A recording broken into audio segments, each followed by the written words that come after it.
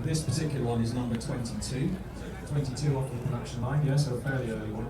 Originally registered in 1992, came out of the factory as a standard XJ220, purchased by the WMG fund, as you can see written all over the car, and now forms part of their pretty impressive collection. And went back to the factory, back to TWR in fact in 1999 to be modified with a lot of the leftover Le Mans kit. So what you effectively see here is a 730 horsepower Le Mans car, which is road legal. That is quite awesome to think that sort of thing we cruising up the motorway at the end of the show. Absolutely, and it probably will be as it goes back to its home a little later on.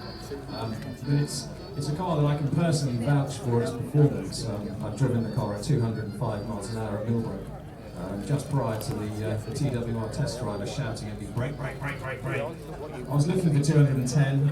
It has an acclaimed speed of 232, this car, which was some 15 miles an hour faster than the original 217 miles an hour which Martin Brundle achieved. I mean, they've got a bit of a checkered history, of course, you know, that they were produced, you know, with all great intent, and then suddenly the whole thing sort of fell apart. Yeah, exactly. Well, I mean, the car was conceived in 1988 by Jaguar, and they originally intended the car to have a V12, a 6.2 litre 48 valve V12 engine. As the recession kicked in the early 1990s, they revisited that and stumbled across a Metro 6R4 engine from the defunct WMG Metro Rally program, which meant that there were a load of these V6R4 engines lying around, and TWR grabbed hold of them, essentially rebuilt them from the ground up, increasing the CC to 3.5 litres, and strapping on two enormous T03 turbochargers, and squeezing out about 560 horsepower from the car.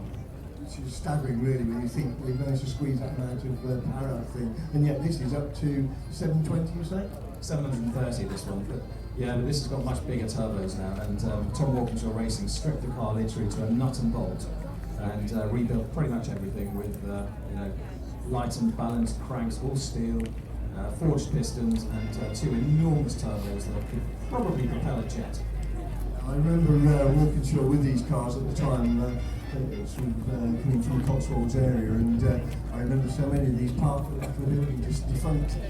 Yeah, it's a real shame. I mean, it's you know, they're the kind of car you don't see that often on the road, and it's a real shame they weren't more popular in their day. But I think, you know, events like the Supercar Sunday we have here today gives us a real opportunity to get these cars out and display them, because they're a piece of history. You know, not just automotive, but British economics as well. You know, they're a real lovely piece of kit, and this was the car I chose from the collection of the fund, but I thought would be the most fun and entertaining today. Well, no doubt it will be, and of course, I guess you're going to be out on the test track, so people can actually get to see it in sort of full flight, as they say. Yeah, the funny thing with the 220 is it's a very difficult car to drive, because you've got no power steering, no traction control, no ABS, not even a servo-assisted brake. So it's as close to a race car as you can get. This particular one's all now rose jointed. There's no rubber involved, so it's literally you feel everything you drive over, which is quite interesting. But what the public will notice is when the car runs, it sounds a bit rattly. You know, they're a very rattly engine because they're all alloy. And people, you know, when you fire things up, just think, oh, it's not quite what I expected to hear. But when the turbos kick in and you know you start getting that Walker sound down the back, that's when you suddenly it evokes a lot of passion. You think, wow, it's a car. Yeah, that's right. I think again the issue is that these cars, you know, were built for a purpose, and therefore, you know, people weren't too concerned about things like noise. It was really what the car did rather than the noise it made from the engine, apart from the exhaust note, of course, which is always pleasant to hear. Yeah, exactly. And this particular car has 100-cell race cats in it as well, so it is catalysed. It's a 1992, so it's the first of the catalysed cars. But this has 100-cell race cats in it, so yeah, a little less restriction. Yeah, and what's amazing is that, you know, even with caps and stuff on there, you know, you're getting 730 out of it. It's impressive, isn't it? But you do need some good fuel. I have had to put some good fuel in it for today to make sure you don't get any pinking or knockers that you've known in the trade. And yeah, we'll see how it goes on track. But I think it'll be quite entertaining car to watch. So what do you use? You use something like Super Unleaded, do you? Yeah, well, Super Unleaded all use carless race fuel as well. It's the oxygen content you need, and when you're using that much turbo boost, the pinking is something you don't want. It just retards the ignition and slows it down. Yeah, we don't want that. 6 hours on the test track, we don't want that. So you say this is part of the WMG collection. How many cars now in the collection? At the moment there are, I would say mid-teens. I can't give you an exact number because there are various cars dotted about. But in the mid-teens, it's part of the collection, and you can see also a lot more about it if you visit the fund website, wmgfunds.com. And you know, it's more than likely we're going to see a few more different cars coming out of the fund. Hopefully I'll get permission to sign rather like I have with Jaguar today. And you know, we'll do a lot more with them hopefully in the coming months.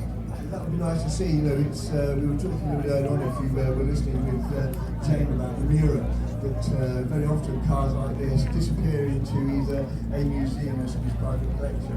They never see the light of day, so the public are deprived of it. The car just sits there, very slowly deteriorates, so they will do when they're not used. And it's such a sad shame, you know. And as you say, here, for us in Britain, British engineering.